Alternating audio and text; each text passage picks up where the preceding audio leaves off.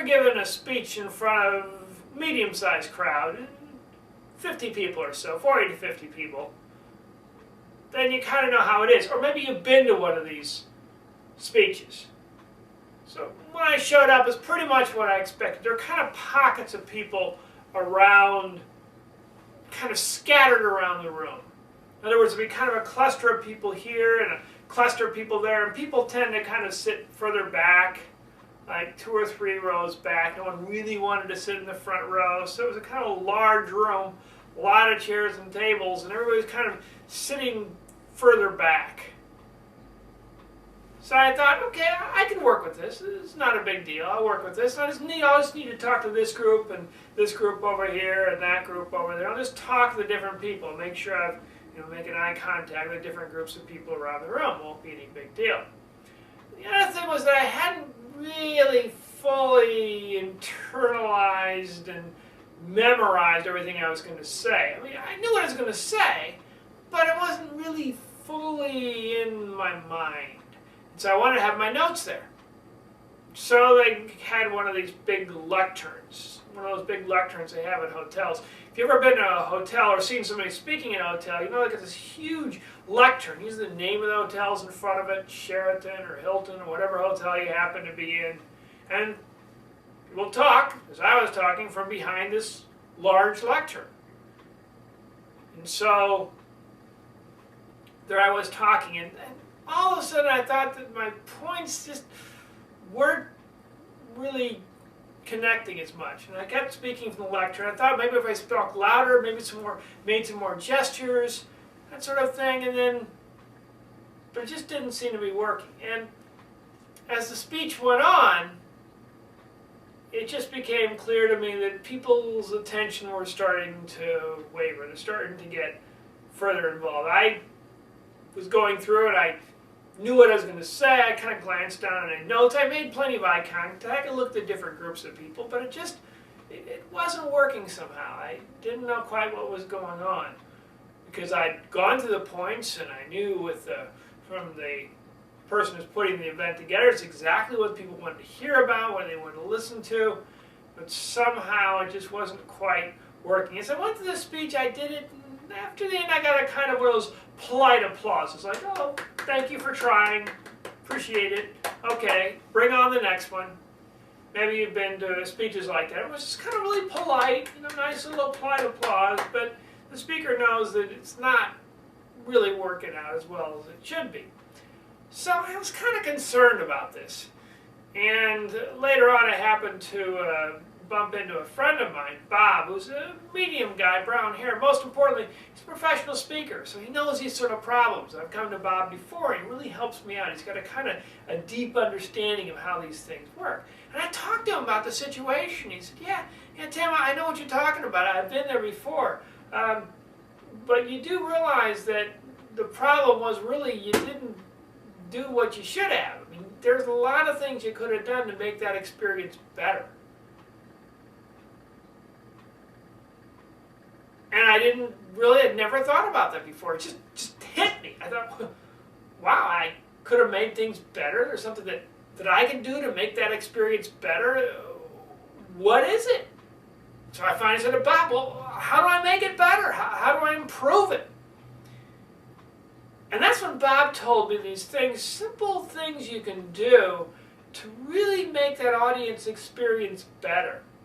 Because the sort of things that talked about experienced here, and maybe you've experienced, are common. They happen in every room, but there are things you can do because there are particular problems with the way the room is normally set up that as a speaker you really have to deal with right on the front end. You really have to make sure those problems, you accept the problems and then you fix the problems. The things I didn't understand is how to fix the problem. I didn't really get it. So today you're going to find out how to fix these common audience problems. Simple things you can do to make sure that when you have that audience experience, you start feeling people being engaged and interested and looking up from their iPads or iPhones or whatever device they have and really paying full attention. Maybe every now and looking down at their iPad and just saying, wow, I was having a great time, and tweeting some sort of comment off to people. Basically connecting and really paying attention. You make it happen through some really very simple things you can do that are powerful you can use to really make that audience connection work. And the one thing I didn't understand before I talked to Bob was how important it is to do something at the very beginning. At the very beginning. You want to make sure that you do something particular with the audience, because there's a common problem that happens with audience, particularly tele-audiences or places where people just kind of gather around. There's an issue, there's a problem that happens, and it prevents you from getting that full effect you have as a speaker because of this issue that happens, this problem that develops. And it's pretty simple to solve, pretty easy, but you have to make sure you're aware of it and really focused on it when it happens. It's not a big deal, but it's a small deal, and it's very important. It happens right at the very beginning before you've even said a word. And the most important thing when you're in front of that audience to remember is to group them. Group them. And that simply means that you want to try to get people grouped together. You want to try to cluster people together as much as possible. Get people sitting, all your audience sitting in the same place, in the same area, and try to bring them forward. And this is important because in order to connect with your audience has to have the sense that you're there. And if you're not fully there, they're not fully in front of you, they're way back on the side somehow, you become kind of somebody in the background, not really directly important to them. Particularly in smaller audiences, as I said, 40 or 50. Particularly in situations where you have tons of chairs. And one thing you can do to help group them is to take out all those chairs you don't need, or to find a way to somehow put string or something across to fence off those chairs. Because what normally happens in an audience is people will fill up the room, and if it's a room for 200 people and there's only 50 people in the audience, that means people are scattered all over the room. When people are scattered all over the room, then their energy is scattered all over the room. So what you want to do is you want to kind of block off those chairs back there and try as much as possible to bring people forward. Sometimes it's as simple as just blocking off, pulling the chairs out of the way. Take the unused chairs you aren't using, just pull them out of the way. Get them out of there. It's really important. Maybe thinking, Tim, well, what difference will a few chairs make? It's not a big deal. But it really is. It affects the overall energy of the room. If you say anything, for instance, that involves humor, and humor is pretty important. There's an old saying that somebody asks, you need to have humor in your speech. Well, no, only if you want to get paid. But for humor to work, even if you got the best joke, the best situation, and people aren't grouped together, then there's a problem. They're scattered all over the room, and their energy is kind of scattered, and if somebody laughs here, they may feel uncomfortable because nobody else is going to laugh around them. But if they're all together, when they laugh, then the whole energy kind of spreads out. So think about grouping people. So one way to simply do is just to take the chairs you don't need, get them out of the way. Take those chairs, get them off the side, get them over there, get them done. That's a simple thing to do.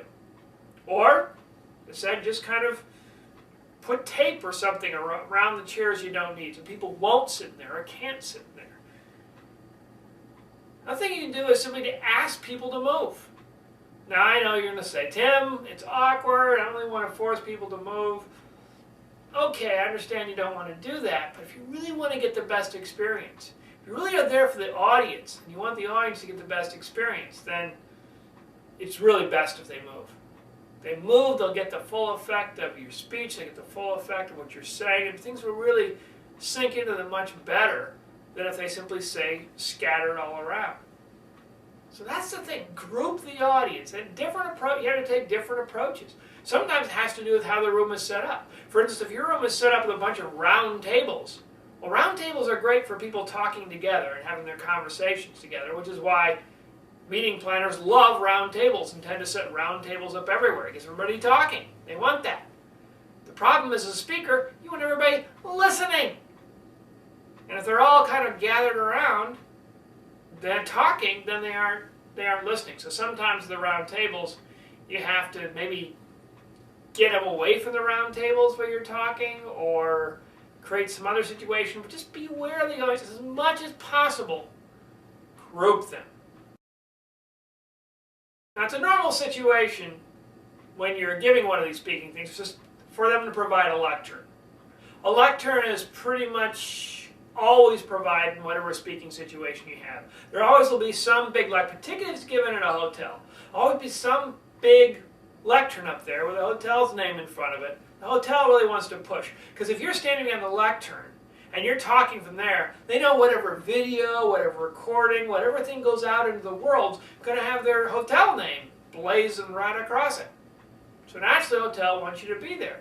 The meeting planner likes you to be there because it's a great place to keep the notes. It's a simple thing for them to do. They know that you aren't going to mess up anything because you got your notes in front of you. So it's understandable why people would want to kind of push you onto the lectern. But here's the thing. Lecterns are dangerous. So avoid the lectern. Avoid the lectern. Now that you've grouped your audience, you're in a better situation. You've got your audience kind of grouped. They're all kind of together. But still, you want to create that audience connection. The problem is, if you're behind a lectern, the lectern is a barrier between you and the audience. The lectern is a physical barrier. And when you have a physical barrier between you and the people in front of you, they either feel you're simply hiding from them. A lot of them will get that feeling, you're hiding from them. The other will feel that somehow they're not really getting your full energy. So hiding from them isn't a good thing. People are thinking you're up there and you're simply hiding. You're just trying to hide away and hope you aren't noticed up there. That's not good. And the thing about a lectern is it naturally hides you from the audience. It cuts out a good 3/4 for some people. Some people a half, some people 3/4, some people 2/3, some people, the shorter people, sometimes it almost cuts them all off. They're just kind of peeking over the top of that lectern and you barely can see them back there. So a lectern cuts you off from the audience. It's a barrier. It's a physical barrier between you and the audience. Something that you don't want, because you don't want barriers between you and the audience. So it cuts you off.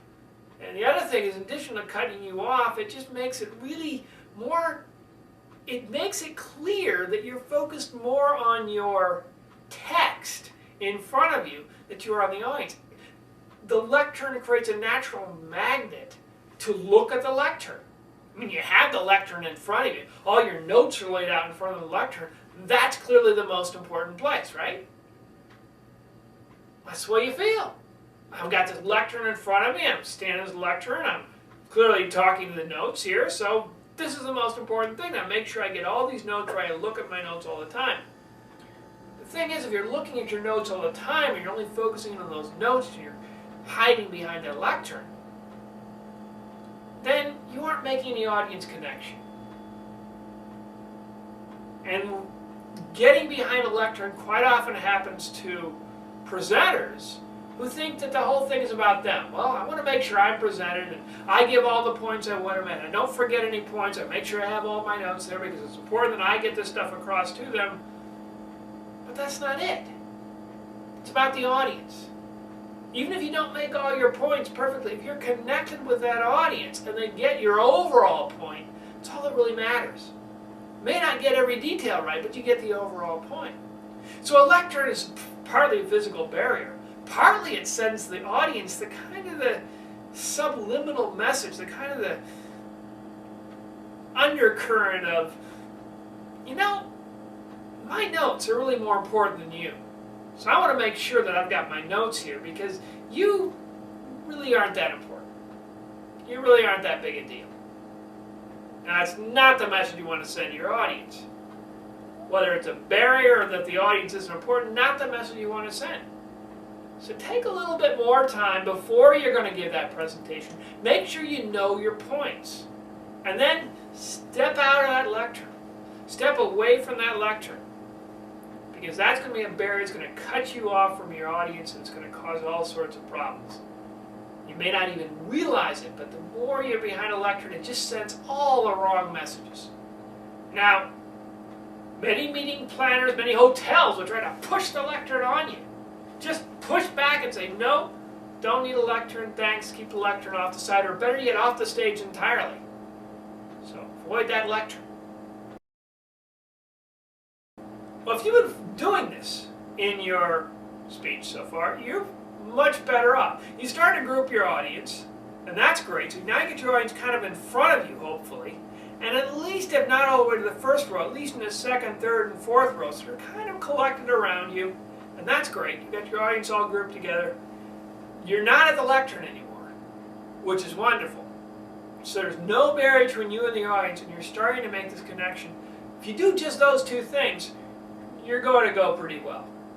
You're going to go pretty well in connecting with the audience. You may not get every point, you may not remember every point. It's all right, because you remember the big points, the major points, because they're part of you. You've internalized them. You don't need your notes directly in front of you, but you are connecting with that audience, because that's the important thing.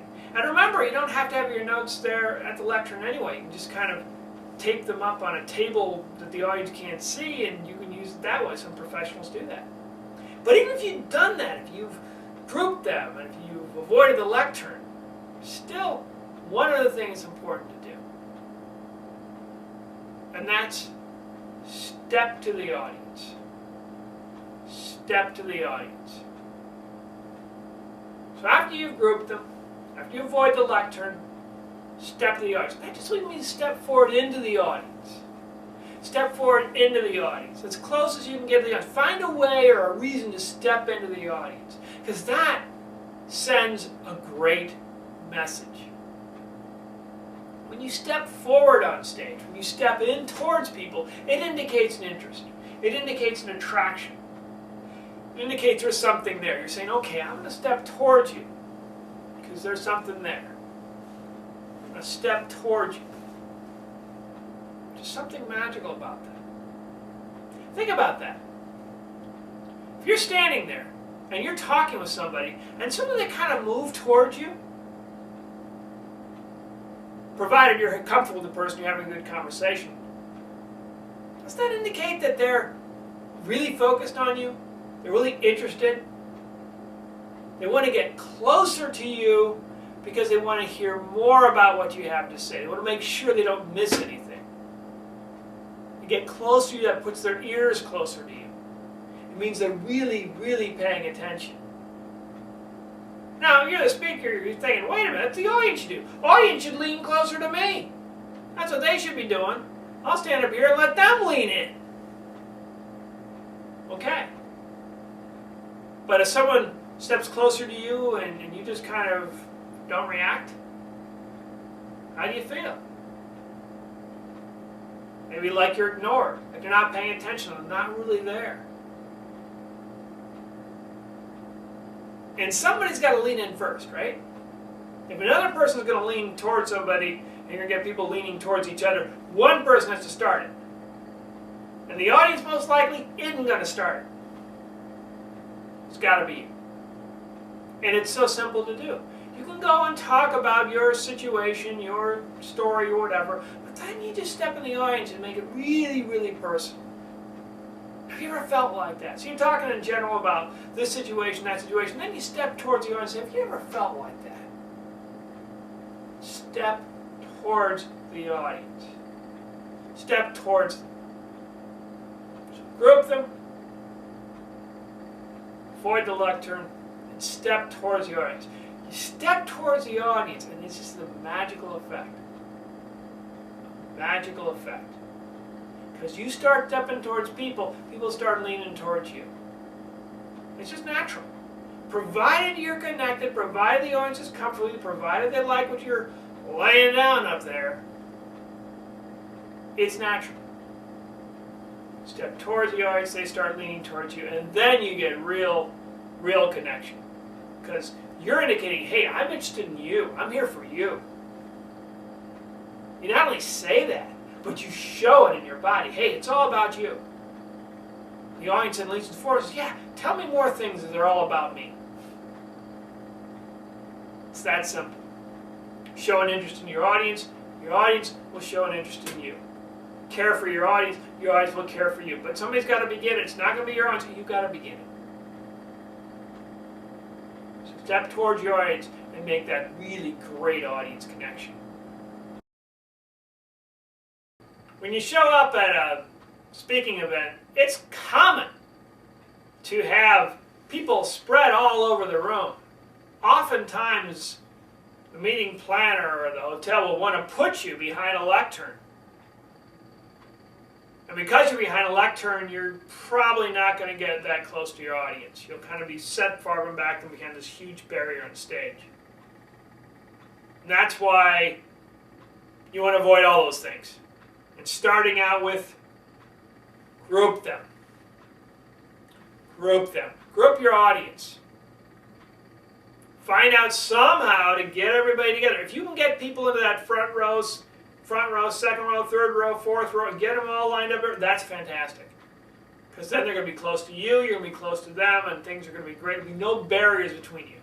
If no one gets in the first row, everyone's in the second or third row, so there's this barrier of chairs between you and the audience. And while that's common, it's best to try to move them forward. You can do different ways. You can try to move them after the fact. It's easier if you move them before. If you know you've got 50 people, then just take all the chairs you don't need out of the room, so only 50 chairs. If that's not possible, rope off the chairs to indicate no one can sit there, and set out 50 chairs in front of where you are. If you've got a situation which involves a lot of round tables, well, try to get the group those round tables over the corner, or if possible, do something which doesn't involve round tables. So if they have round tables, ask people to turn their chairs around to face you. Because you want to make that important audience connection. And avoid the lectern. Avoid the lectern. Even when you grouped everybody together, if you're behind a lectern, it's a barrier between you and your audience. You don't want that. You don't want that barrier between you and your audience. So avoid that lectern. Stay away from the lectern. If possible, get the lectern moved completely off stage. If they have a lectern, just don't even let them bring it up there. Put it in the corner somewhere. And that means you've got to know your speech, but just know the main points of your speech. It's all that really matters, the main points. And focus on getting those points across to your audience. Problem with the lectern says the most important things that I go through, and I'm looking at all my notes right here, and I'm focused in on my notes. Here's this big lectern to hold up my notes, because that's the most important thing about my speech. Avoiding the lectern says, forget about the notes. I'm just talking here. We're just having a conversation. When you have a casual conversation with somebody, they pull up a lectern and says, hey, nice bumping into you. Well, today, very nice bumping into you. Gosh, Rob, so great to see you here. How are the kids? You don't do that.